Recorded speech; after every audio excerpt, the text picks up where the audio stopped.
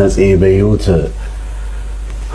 የለም ብሎ ማውራት በጣም ነው የሚከብደው እውነት ለመናገር እኔ መጀመሪያ ቀን የነፂ አይዞ አስኔ እንግዲህ ልንነጋገር ግድ ነው እንጂ ለሁላችንም በጣም ከባድ ነው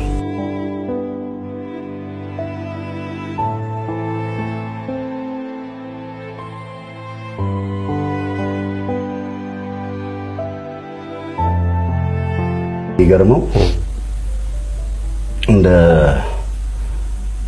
ዛሬ ማታ አንድ ጓደኛችን ታስሮ ነበር እና እሱን አስፈትቶ በቃ ኦልሞስት በቃ ሁሉ ነገር ጨርሶ ልጁ ጧት ሊፈታ ማለት ነው እና እኔ ለነፂ ያው ሁሌ ጧት እንደዋወላለን አስኑኮ አትወጣም ለወጣ ነው እኔ ቁርስ አንበላም አርዛ አጋብዥኝም ይላል ያው ነፂ ሰው ሲፈልግ አጋብዥኝም ያው ነፂ ያለ መቼም ነፂ ሀብት ነው በቃ የሚገርም ሰው ነው ነፃነት ስሙ እና እሱ ነፃነት የተገናኙበት ሰው ነፃነት እና ከዛ እኔ ለነፂ 4 ሰዓት ከ38 ላይ ደውለታለሁ 4 ሰዓት ከ38 ስደውል ስልኩ ይጠራል አይነሳም ጠበቅኩ አልመለሰም ከዛ የነፂ ባለቤት እናት ማሚ ትደውልኛለች አስኔ ነፂ ታሟል እባክህና አለች ከዛ ብድግ ብዬ ያለው በቃ ተነስቼ እየሮጥኩ ሰነዳ ልክ ወደ ነፂ መሪ አካባቢ ነው ሰፈራቸው መዞሪያ ጋር ኮብልስቶን ነው ያለ ኮብልስቶን መግቢያውን እየገባው አስኔ እባክህን ድረስልኝ ደሟል ትንሽ ደቂቃ እኮ ነው እዛ በቃ ውስጤ የሆነ ነገር ሆነ በርጋ እንዴት እንደደረስኩ አላውቅም ልክ በርጋ ስገባ ነፂ ባለቤቱ እናትና ቤት ምትሰራዋለች አሉ ከዛ ወዲያው በቃ ሳየው ነፂ አልጋው ላይ እንደዚህ ብሏል ጋደም ብሏል ነፂ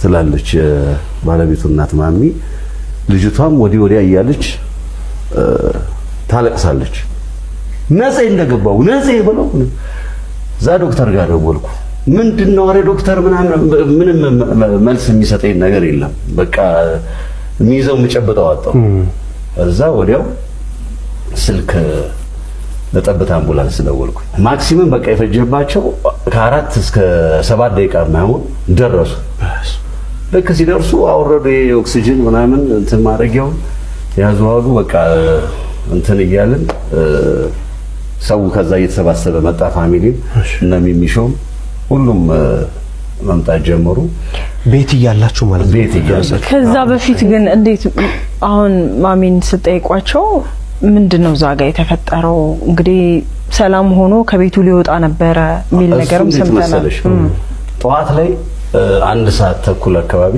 መጸዳጃ ቤት ይገባና ተመልሶ መጥቶ አልጋው ላይ ቁጭ ይላል አልጋው ላይ ቁጭ ሲል ተመጣና ማሚ ምን ሆንክ አለችው አይ ማሚሻ እዚህና እዚህ ጋር ወጋኝ ቅባ ቅዱስ አድርግልኝ ይላታል እዛ ቅባ ቅዱስ ታደርግለታለች እሱ ከተደረገለት በኋላ በቃ አሁን ስልክ ይደወላል የሥራ ስልክ መጣው ይላል ልጅቷን ከዛ ቤት ያለችው አለች ሰናይት ልብስ አውጪልኝ ይላታል ልብስ አውጪልኝ የቀረጻ ልብሶች አውጪልኝ ይላታል እሺ ተለናሷ ልብስ ልታወጣጣ ስትል አሁንም እሱ አልቻለም ተመልሶ እንደ መተኛት ይላል መጨረሻ ላይ ሲያቅተው ልጅቷ ነፂ ምን ላድርግልህ ምን ይምጣል ምናምን ትለዋለች እንግዲህ ወደ ይሄ እንግዲህ የሚሆነው 5 ሰዓት አካባቢ ላይ እያየችው በቃ እሷን መቆጣጠር አቃታት እሱ በቃ ጣር ነገር ነው እዛ እያለ እሷ እንዳ እኔ የነፂ በእውነት በህይወት የሚያሳዝነኝ ሰው እንደዛ እያላት ልጅቷን አልቻለችም ለካ ነፂ ነፍሱ ልትወጣ አያት የሚል ድምጽ ከዛ አይኑ ፈጠጠ በዛ ሰዓት ላይ ህይወቱ በዛ ሰዓት እንዳለፈ ነው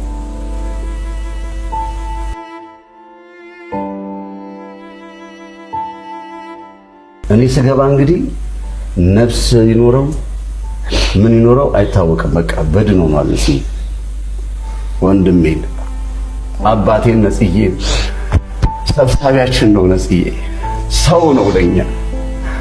እኔ እስካሁን አላምንም የነጽን መሞት። በእውነት ነው የምላችሁ። እኔ አሁን የሚደውልልኝ የሚመጣ ምናምን ነው የሚመስለኝ ነፃነት ምን አይነት ጨካኝ እንደሆነ ጠንካራ ሰው እንደሆነ መኖሩን መሞቱን በቃ ሁሌ እኔ እንጃ ብቻ ሰው ሁሌ የሰውን ደስታ እያየ መኖር የሚፈልግ ሰው ነፃነት ወርቅነህ ነው። ነፃነት ጠጪ አይደለም። ብዙ ሰው ነፂ ያው በሽታው የታወቀ ነው። አሞት የነበረው በሽታ የታወቀ ነው። ግን እንደ ሀገር ሄዶ በደንብ አገግሞ ለውጥ አይቶበት መጥቷል። በደንብ ማለት ነው። ሊቨር ነው እንግዲህ እሱ እንደዚህ አይነት በሽታ እሱን ሊገለው አይችልም። በዚህ በመጠጥ ማለት ነው። ባይዘ ነፂ ከመሞቱ ከሳምንት 10 ቀን በፊት ምን ብሎኛል? አስኔ አንተንም ትቀብረኝ ብሎ ምናምን ያው ስለምንቀላለድ ምናምን ብዙ ኧረ በስመ አብ ነፃነት ወርቅነህ በጣም ጨካኝ ሰው። አይዞህ አስኔ እየበርታ በል። መሲ አንቺ ጋር ያለውንም ነገር ደግሞ እስኪ እንስማ። የመጨረሻዎቹን ጊዜያትና ሰው እንዲያውቀው እንደ ቤተሰብ እንደ እህት ስለ ነፂ ሰው እንዲያውቀው የምትፈልጊው መረጃ ካለ ደግሞ እስኪ። ነፂ በጣም ነው ስለ ቤተሰቡ የሚጨነቀውና ስለ ቤተሰቡ ሲያወራ ራሱ የሆነ ነገር ምን ሆነበት ነው የሚመስለው። ይገርምሽ በጣም እንትን የሚለውና ነፂ እሱ አዝኖ አንቺ እንድትደሰች የሚፈልግሽ ነው። ከታመመ 2 አመቱ ነው እና አስኔ ሁላችንም እንደዚህ የተደወለ እንሄዳለን ሐኪም ቤት እናስገባዋለን። ከዛስ እኛ እሱ እኛን ሊያስታመም የሚፈልገው በጣም የሚገርምሽ ነገር በቃ እንትን ሲነሳ ካልጋ ላይ ራሱ መነሳት ይፈልጋል ምናምን በቃ ልናስታመው እሱ ነው በቃ አንቺ ቀድሞሽ የሆነ ነገር ማድረግ ነው የሚፈልገው እንጂ አንቺ እሱ ላይ እንትን ልትይ አይፈልግም። በቃ ጠንካራ ያደርግሻል አንቺንም ማለት ነው። እንደዛው ማለት ነው። እንዳብራችሁ እንደውም እያበሳሰለ እኔ ቪዲዮዎች ሁላሉ እኛን እያበሳሰለ እሱ ሊያስታመመን ነው የሚፈልገው። ውዳሴ ማርያም እደግማለሁ ቅድስት እናቴን እጠራለሁ እንደ አባ ኤፍሬም ነይ ባርኪ ይወድሰኒ ልጄ ሚሚሾዬ እኔን ናፍቅልሽ ሴትም አዛኝ ናት ይባላል። ከሴት የበለጠ የሆነ ሩሩ ነው በጣም የሚገርምሽ። ከ11 ሰዓት ወይ ከ9 ሰዓት በኋላ እንቅልፍ አይወስደኝም። ግን ይሄን ሳምንት የሆነ ሊሞት ሳምንት ላይ ደህና ነኝ ብሎኝ ሁሌ በየቀኑ እናወራለን። በየቀኑ ምግብ ይወስዳል፣ እሰራለታለሁ የሚፈልገውን ነገር። እናቴ ይላል በጣም ያው ማለት የሆነ ሰው እንዲህ ሆነሽ የሚሞት ሰው ሲጠራ ምናምን የሚባል ነገር የለም። እንደዛ እንዳይሆን አውቀን አሁን የሆነ ሰዓት ላይ የዛሬ ወር አካባቢ ሐኪም ቤት አስተኝቶ ነበር አስኔ አብረን እዛ ነበር ሁላችን እና ስለ ማዘር ሲያወራ እኔና ወንዴ ተጠቃቅሰን ተመካክረን የማይሆን ነገር አወራ ነበር። ግን እሱን ለማስተካከል